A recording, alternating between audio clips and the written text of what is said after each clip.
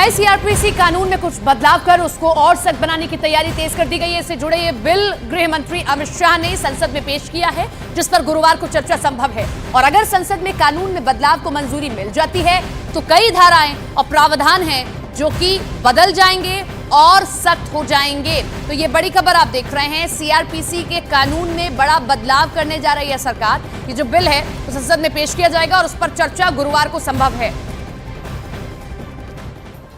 अब हम आपको बताते हैं कि नए सीआरपीसी कानून में जो बदलाव हो सकते हैं उनमें सबसे बड़ा बदलाव कौन से कानून में होने जा रहा है, तो ये आपके सामने रखते हैं।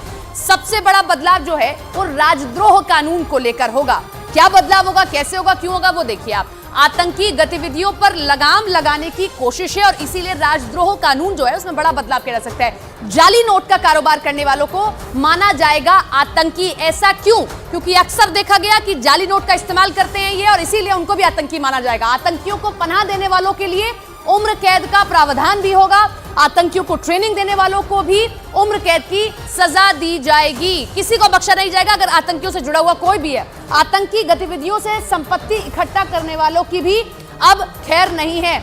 आप अगर उनसे लाभ भी लेते हैं तो भी आप नहीं बचेंगे। अगर उस कानून को और कड़ा कर दिया जाता है तो ये बदलाव आप देखेंगे।